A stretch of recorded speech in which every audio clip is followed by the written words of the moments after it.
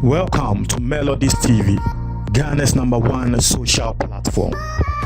More details on a year senior law lecturer at a year University of Ghana.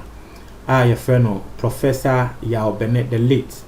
Say last 2 weeks or last 3 weeks or so, and our stories by say Yakwa Kukuno o ni fie. Now, say 2 days ni. Me the story bremwa me ma otias say yachi nkrofo 4 a wo mo ye ni domestic workers. Omo mo ye adwuma wo fie ma no. Obi a wo twitwa garden, obi a wo pipa fie ho ma no. Obi a wo garden ne sanyama ni na no. Obi a wo soma no ekọ errands. Na nini nemu a yachi wo mo no, omo ye 4. Baako confess ye say wo no na wo di adwuma no. Na say nipa kro no eye cleaner, nipa ko a wo pipa fie ho ema papa no. Now, Memamotias say we are not getting to know the reason why the cleaner killed him, but there is update. Breaking news at Ebane say cleaner no waba bonten aka nsem. And that's waba bonten do, but only CID4 and akasa. Into CID4 penny and na wono aba bonten nsem na aba betuja. Na cleaner ne say yes eyo no and na wokuno na wofa wobi kan ne ho and na womo ekoko kun papa no. Now we baby say at Ebane saying DNA see and you see.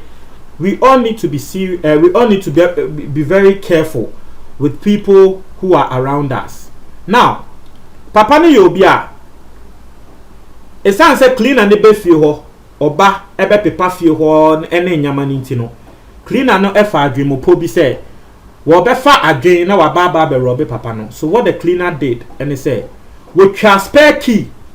E wo papa ni fie mi ni maybe a wo cleaning ni nyama no say yesi nyama bi wo seminar ose den obi betumi the key ashe seminar nimu o the key ni she seminar nimu a soap mu a obon se ebe draw na wo the soap no akọ bebi a ye twa key no ye betumi twa key na ma ne pepepe o the key ni be she upunu nimu a ebebie ti ase wo clean fie ho ni na ne se we twa spare key e na wo the spare key na she ne ho papa ni nim se cleaner yi bo obe fie ho be cleaner no e twa spare key ase be ni iti one day papa ni wo fe onu de oni say wa lock ni puna wo she inside cleaner yi ene ne accomplice aba fie ho na chese wo this spare key ebie punu yi wo bie ya na chese wo mo so papa ni mu na wo mo omo ye say wo mo korobe papa no omo bisa papa ni ska papa ne say na wo bia wo mi ma we dwuma wa kofo bia ba mo be robe mi ni ska bia me de be ma mo papa ne say wo mo muska bia na papa ne ye say wo si wo mo muska bia no na papa ni yes wo kikem se nkrofo mbra mbeje no na cleaner ne say wo mukra iron rod na trese wo mo de iron rod no ebo papa ni trim de adekata na no o me hwa ne say papa ni wu.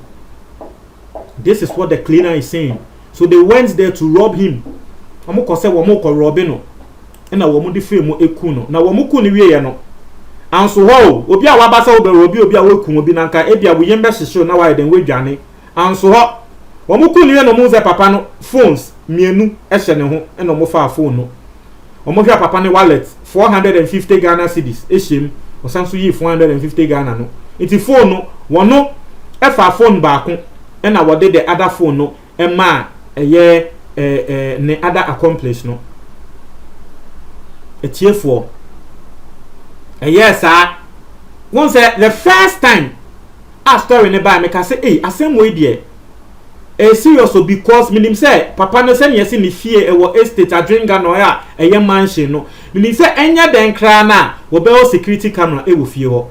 Yes, say papa no o was a security system no na cleaner no yi sa nyama ni na security system ni sa central processing unit of the security system ni na no de ko 2-man home yini ni na no de ko 2-man home say yenhu o de atuma home so de o de ko 2-man wan na o ko shemu akwakogi no de na ko 2-man home to opie ya no na o de ni spare key na no won o de lock here intiana the next say the next 3 days o say den abrante na wo ba say wo baba be do around o do we ya wo hwehwe papa na wo hu no wo frɛ papa ne nso a enko na wo kɔ frɛ ne sister ba ne sister wo mo bebu punu ne ni no ni ye kum papa na hye inside nti ni cleaner Someone ni clean and work and no story what they to CID police for him and no CID Penny, the Director General of the CID, I friend the COP Isaac Kenyeboa. Or no, and waba bontiamba can same way. Now, me in some way now it goes a long way to say hey, should nipo benro. Nikro should nipa benro. Nanka, would you imagine? Do you think the man could even imagine or can even imagine? And I would even imagine something like this. Say one no obi awafa ne juma wo ba be pipa ne fie ma no. A wo tia ne ka. Hey, so nipa wate. So nipa. Just say bia wo ba fie o be pipa fie ho nti no hu ne say o papa we die wo ska wa fa adwemo po say wo ba be robe no. Wa kwa kofa na danfo aba fie ho enwumre. Say wo be robe papa no. Omo be robe na wo mu fe mu ku no. Omo anya se wo mu dwane mpo. Omo sanso fa ne sika ene ne phones. A wo kotondi ye. So how much did you get? Because mo ba se mo be robe papa no we nya ska bia amamo. Into 450 cedis. So the enfan say ne phones too na mo fa no. Enfan say the latest iPhone kra na ba ko e ko say 10,000 cedis kra na. Phones too no me phone no mean say e bia e do sa amount no kra ba o de enfan sa. So are you telling me say because of 10,000 cedis or because of 20,000 cedis you are killing someone? Obi a wa born bra we senior professor e wo legon because of this amount of money. I'm not even thinking of the person's life. E to de bia won boni be hye ni patrimu a na ni pa ndwin biomu. Boni be hye ni patrimu a na afi boni na wo pese odina no a won ndwin biom. Anye bia na papa no boni be na waye o. Na ka waye o boni kra na is this how to go about it? Udi na ke yafa ne say ejuma na wo ye wo fie ho no papa ne ontua wo kampo. Ebia wo bisa ne say chiameka no ye long. Is this the right way to go? Udi na ke yafa ne nka say sa na esio ba udi na ke yafa ne sampo. Aden na nipa bi yitrimo densa. And you see, last time I said it, this particular thing clean and aye no ebema obi a ebia na nko no wa akoma pa wo de pe adwuma akwako clean wo bi fie no ebema say ni patron ne kra no ende ebia na adwuma be bo no because sikeni bi be hu ne say eh ye fa ne say papa no na danfo a wo ye sikeni ebia wono so wo clean abi sa ende wo be saake no aka say eh madam for prof ya obene ende de ade we di no say wo be fia be pepa be pania no wakwa akotwa me dan ne key hey nipa bi won asema eto de bi amikeni nipa bi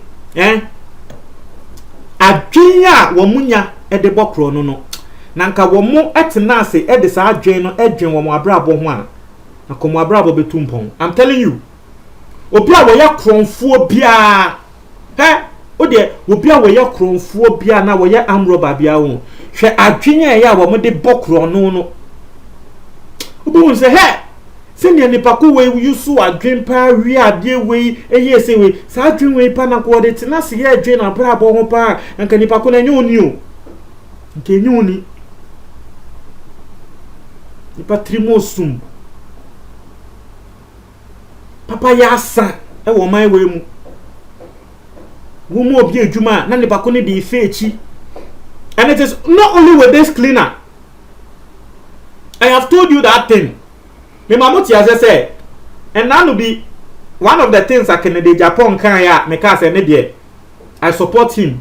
And I say Ghana has say, why do you say wo mu obi adwuma no na nipa ko no hu say wo wagimi?